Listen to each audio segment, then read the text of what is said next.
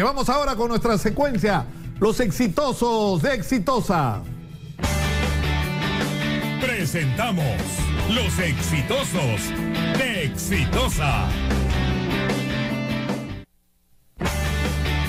Hemos invitado en esta oportunidad a Rómulo Mucho, que es un hombre que tiene muchísimo éxito en la actividad privada, que ha tenido una experiencia muy importante en la actividad pública.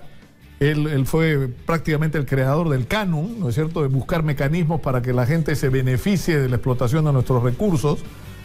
Ha tratado de ser candidato a la presidencia de la República también, pero tiene en primer lugar una gran historia personal para contar. Bienvenido, Rómulo, siempre es un gusto tenerte acá. Ahora sí. Tenemos un país maravilloso, gente maravillosa, gente de talento, gente de mucha sabiduría, pero muy poco aprovechado, que a veces no encuentra la posibilidad de éxito. Los espacios, ¿no es cierto? Los espacios y las circunstancias. Es un país multirracial, multiétnico, multicultural, y a veces por falta de educación, por falta de cultura, siempre ha habido la asimetría que significa eso, ¿no? Por eso yo decía siempre, y lo he acuñado esa frase que digo, la educación es la libertad. Un hombre educado no tiene miedo a nadie. Ya, pero ¿por qué no nos cuentas primero tu rapidito? Lo hemos contado más de una vez, pero rápido, o sea, tú naciste en una comunidad campesina, ¿no? El sector Incapacheta, allá en el distrito de Juli, provincia de Chucuito. Estudié en mi escuela de la localidad, primero en el campo. En un colegio público, en una escuela público, 891, de la que este año voy a ser padrino de la promoción, de primaria. Luego en el colegio, que esa vez era Gran Unidad, Teléfono Catacora, de mismo Juli, ¿no? Y bueno, salí con honores porque era muy bueno en ciencias, matemáticas. Un chano era Rómulo Mucho de chibolo. Bueno, y siempre me gustó la ciencia. ¿Y de ahí entraste a la universidad? A la universidad, por las notas podía inclusive llegar acá a la UNI, ¿no? La UNI, la UNSA, la de Arequipa, la de Cusco y Puno, obviamente. Pero aquellos años, Nicolás, recordarás, las huelgas tenían muy atrasados los años. Así que un año que debía empezar, empezó al otro año. Entonces tuve la suerte de trabajar de obrero en una planta concentradora allá en Ite, en Tacna, para el grupo Hochschild, ¿no? Eso realmente fue el motivo por el que abracé la carrera de la minería. Inclusive yo quería ser ingeniero químico porque mucho me gustaba fabricar cosas, ¿no? Ahora, ¿y tus papás qué hacían, Rómulo? Ah, bueno, mis papás eran agricultores. ¿Y ellos habían tenido acceso a la educación? No han tenido. Bueno, esas son las circunstancias que ahora analizo el por qué. Porque he leído, me he terminado de leer varios libros. El que más se adapta es el por qué fracasan las naciones, ¿no? De Robinson. Efectivamente, pues no, y creo que pasa con la mayoría de nuestros. O sea, para tus papás una prioridad era que tú tuvieras lo que ellos no pudieron tener, que fue educación. Claro, pero aún así creo que el apoyo también fue mínimo, porque siempre yo le decía a mi papá, necesito esto, ¿no? Entonces me decía, pues yo trabajo, pues, ¿no? ¿De dónde te voy a dar, no? Entonces, pero eso me obligó, mira que yo lo he visto como una oportunidad eso, ¿ah? Me obligó a trabajar, todas las vacaciones, a llorar ahí por los rincones, todas las vacaciones yo salía a trabajar. Así que me iba a Tacna o me iba a Moquegua, me iba a Arequipa a vender condimentos, he hecho tantas cosas, ¿no? Y que regresaba cada vacaciones con plata, pues, ¿no? Para comprar mis uniformes, mi ropa. Fue excepcional realmente. Yo creo que la necesidad siempre ha sido la madre de la ciencia para poder suplir, ¿no? Y para resumir tu historia, ahí pasaste de... Después terminé la universidad en Puno, en mi alma mater, en la Universidad del Altiplano, pero desde estudiante yo ya me había conectado con el mundo, ya con la Colorado School of Mines, con Montana Tech, con varias asociaciones internacionales, inclusive ya era miembro de la Society Mining Engineers de los Estados Unidos, ¿no? Y comencé a hablar mi inglés también. Y bueno, pues eso me permitió ganar una beca a nivel nacional. Acá vine a concursar con todas las universidades donde había minería. ¿Y te lo llevaste en encuentro a todo? Claro. Pues, Número uno. Conocimientos, idiomas, cultural, todo esto, ¿no? Cultura general. Y bueno, me permitió viajar a Europa, ¿no? Eso fue también un punto de quiebre en mi vida, ¿no? Viajamos por toda Europa, fundamentalmente Suecia, que era la base de Atlas Copco, que es el que... Claro, proveedor de... Y casualmente en esa beca fue mi compañero Marco Tifani, ¿no? Y Marco Tifani, ¿sabe quién es? Es el número 1 de Anglo American, que acaba de anunciar Callabeco, ¿no? Pues mira, son las circunstancias de la vida, pues no, todo el mundo hemos caminado, y bueno, él es ya un alto jefe, bueno, yo tampoco me he quedado de alguna manera. He escrito algo de historia, pero todavía queda mucho de historia por Ahora, escribir. tú eres un empresario en este momento recontra exitoso, tú trabajas para la industria minera, ¿no es cierto? Sí. Además eres reconocido como un especialista internacional en el tema. Claro, y profesor, catedrático, Yo bromeaba el otro día contigo diciendo que habías venido a una breve visita al Perú, porque estabas tanto de viaje que... académico. ¿No? Y luego Belvit, empecé a trabajar en varias minas, he trabajado como 5 empresas mineras, y también me tocó, apliqué una beca a Japón, el beca JICA, también lo gané y me fui a Japón. Así que en Japón era otra experiencia. Has dado la vuelta al mundo. Sí, era otro mundo, ¿no? Ahora, escúchame, Rómulo, ¿por qué si tenemos esta riqueza extraordinaria? Había tanta cólera el otro día que escuchaba a Andrés Manuel López Obrador, el candidato a la presidencia de México, diciendo que a los peruanos nos estaban robando el contrato del gas. Que nos digan en México, en medio de una campaña electoral, te da sí, hasta vergüenza, ¿no es cierto? Que nos tengan que decir de allá. Entonces, pero el problema es, y esto es una vieja discusión, porque es una discusión que plantea el propio de la Torre, por supuesto Alan García se olvidó completamente. ¿Cómo hacemos para la explotación de los recursos que tenemos se haga respetando el medio ambiente, favoreciendo a las poblaciones del entorno, pero sobre todo favoreciendo a todo el país y convirtiendo... Siempre hay que encontrar la causa raíz, ¿no? Y al menos yo ya soy un estudioso del Perú y encuentro raíces del mal, son nuestra pobreza, ¿no? Y justo está en el libro ¿Por qué fracasan los países? Cuando un grupo, una cúpula, ¿no?, que es el que captura todo, entonces ya no interesa el resto. Mientras ellos estén bien. Claro, pero esa cúpula lo que le interesa es negociar con estas empresas que vienen a explotar nuestros recursos y sacar su tajadita. Entonces se los han pasado coimeando. Porque es la verdad, pues, Rómulo, se las han pasado coimeando. Tú tienes montones de gente que han sido ministros y han terminado trabajando el problema es la pobreza del Perú. El Perú, un país desarrollado, no tiene por qué entregar concesiones. Tiene recursos propios para ejecutar sus obras, ¿no? En el Perú no, el presupuesto de la República, 85% es gasto corriente para mantener el Estado. 15% no hacemos nada, unos cuantos kilómetros de carretera. Por eso el Banco Mundial, las instituciones multilaterales han inventado este mecanismo de concesiones, APP, de que tú le dices, hazte esta obra y explótalo los años que quieras. Ahí hay que calcular bien. Eso es porque nosotros no tenemos, pues, fondos. Porque si fuéramos un país rico, con buenos ingresos, que lo hubiéramos tenido de acuerdo a las riquezas que tenemos, no necesitaríamos concesiones. Simplemente nosotros ejecutamos con nuestros fondos las carreteras, la infraestructura y todo lo que necesitamos. Igual las minas también. Ahora, las minas, a ver, muchos dicen, hoy, ¿por qué traemos empresas extranjeras? ¿Por qué tienen que venir acá?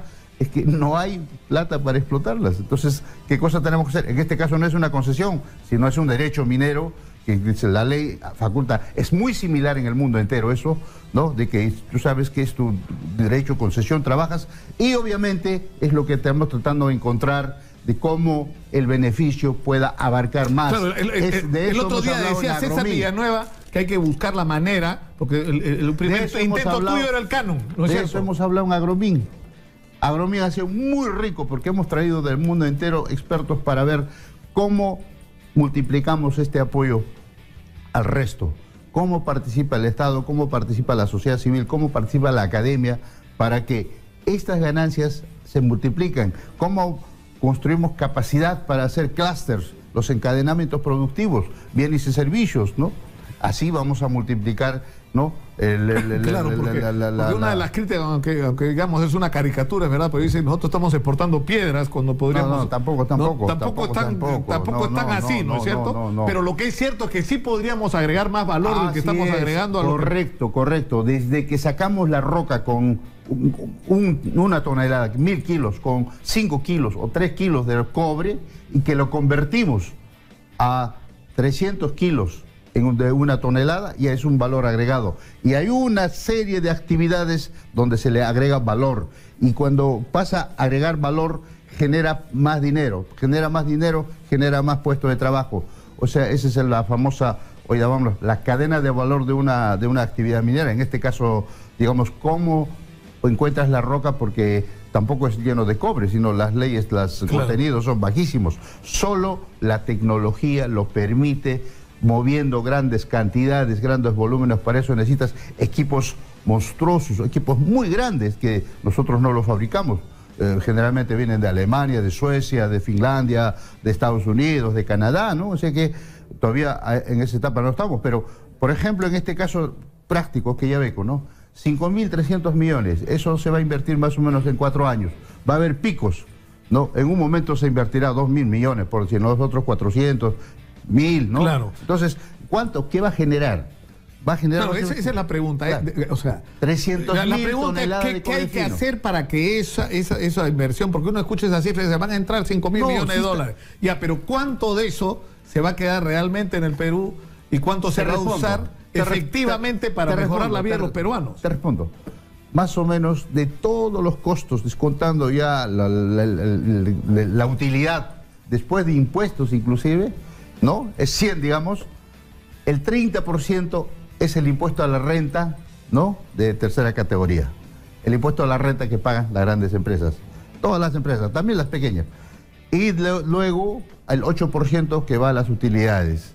Luego hay otros como las regalías que van quedando. Más o menos, la verdad de la milanesa es que casi 45% se queda, 55% de las utilidades. Olvidamos que sigamos si factura 100, ¿no? Más o menos 30 va a ser la Claro, pero de esos 5.000 millones, ¿cuánto se queda en el Perú y cuánto se va para afuera como Los 5.000 millones fundamentalmente es para la construcción de infraestructura. Sino la construcción de la infraestructura es el que genera trabajo. Y los bienes y servicios de los contratistas, de los proveedores. No, está bien, pero ya, una vez que la mina está operando. No, 5.000 millones es la construcción de la infraestructura. Eso Nicolás. nomás ya es. Claro. Después es la producción. Una vez que ha construido la mina, ¿no? Todo ha preparado el tajo abierto, se ha construido la planta concentradora, la presa de relaves, la provisión de energía, la provisión de agua, los campamentos, los talleres, toda la infraestructura, esos 5.300 millones. Una vez que entrega, viene la producción. Entonces va a generar más o menos 130.000 toneladas por día, ¿no? De ahí va a generar más al año 300.000 toneladas de cobre fino aproximadamente. 300.000 toneladas de cobre fino por 7 o 6, está ahora, ha bajado bastante, 3 por 6, va a representar más o menos 1.800 millones de dólares que va a agregar a nuestra canasta exportadora. ¿Y cuánto es eso en términos de PBI? Más o menos casi 1%. 1% del PBI. Es un montón. Entonces, ahora, esto genera divisas. Luego de eso lo que va a generar el beneficio económico, como te digo, de 1.800 de 1.800 millones, más o menos eficientemente, porque ahora hay mucha tecnología, de 1.800, 600 millones más o menos debería ser las utilidades. De ahí va a ser todo el reparto para la empresa, porque hay un costo financiero también, porque eso nadie pone de su bolsillo. Tiene que recurrir a un sindicato de bancos, ¿no? Entonces, para las empresas, para el costo financiero y para el Estado, que es sagrado, el 30%. Y si fuera 600, 200 millones para el Estado. Mínimo. Dólares, mínimo, ¿no? Y de esos 200 millones de dólares se distribuye entre regiones, entre la localidad, y hasta para la Universidad Nacional le cae 5%, ¿no? Que esa es la ley que hemos creado, ¿no? Entonces, pues, en efecto que muchos no conocen esto, dudan, dices, lo llevan todo. Claro, porque una de las discusiones que hay, porque, o sea, yo te escucho decir, el problema no es necesariamente la discusión de cómo repartimos, sino cómo usamos lo que nos toca. Eso ¿no es cierto? Debe haber salido ahí, no sé si en la República, el canon minero mal utilizado. 42.000 millones hasta el año pasado, con este año más o menos 45.000 millones. La pregunta es, ¿cómo se ha medido el impacto de ese dinero? ¿Dónde está esa plata? ¿En qué se usó? No hay en carreteras, en mejoría, porque el canon fue creado para mejorar el estándar de vida y levantar, ¿no? Digamos, mejorar, luchar, derrotar la pobreza, ¿no? Entonces, pues, efectivamente las regiones... No, pero porque lo increíble es que tú estás hablando de cifras, 45.000 millones que han entrado por el canon, pero tienes, el otro día el ministro de Educación decía, me faltan 100.000 millones de soles para construir colegios y ponernos al día. La ministra de Salud dice que faltan 28.000 millones, 28.000 profesionales en salud. Acabamos de tener un doctor que dice que las 9 salas de operación de Carrión con aeropuertos operan 3. Es crítico, Nicolás. ¿Pero dónde está la plata, Nicolás, Rómulo? O sea, ¿dónde se fue la plata? Los colegios están deteriorados, los hospitales están deteriorados, hasta los cuarteles. Hasta los cuarteles. Pero ¿cómo explicas que nos haya entrado tanta plata y estemos tan mal?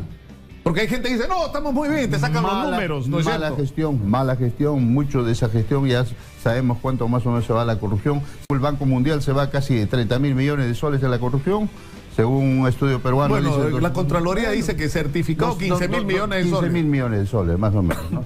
Bueno, de lo que pueden acreditar, ¿no es cierto? Porque claro. Y además, Nicolás, bueno, estamos hablando ya, ¿qué más se puede generar? Porque relativamente es poco lo que estamos generando para poder repartir, ¿no?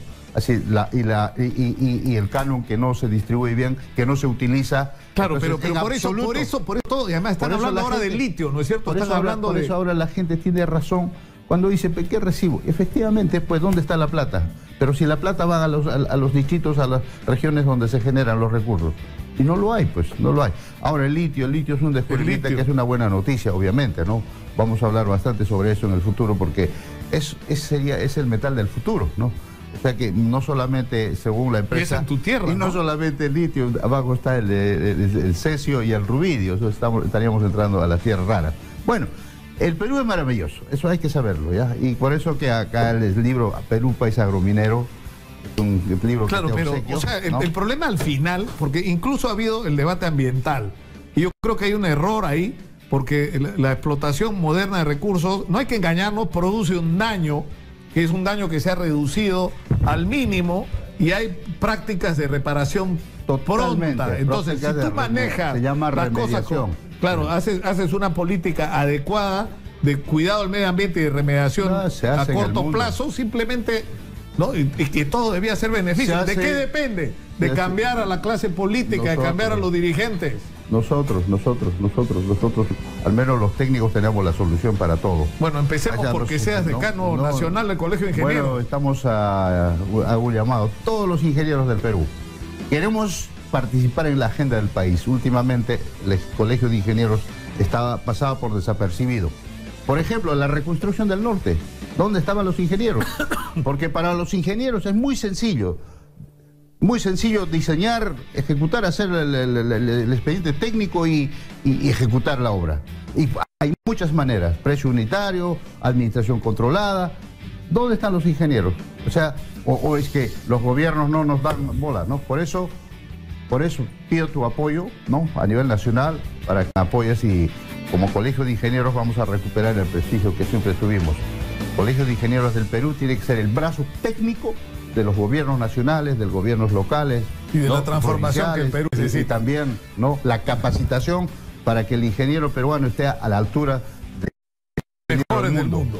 Tenemos que terminar por hoy. Siempre es un gusto. Gracias. Un honor recibirte, Rómulo. Mucho ejemplo de emprendimiento, de éxito y además de conocimiento de lo que hay que hacer en el Perú. Comencemos por cambiar el Perú, convirtiendo a este señor en decano nacional del Colegio de Ingenieros del Perú. Por ahí empecemos, por algo se tiene que empezar. Por ahora. Terminamos con nuestra secuencia Los Exitosos, Exitosa por el día de hoy.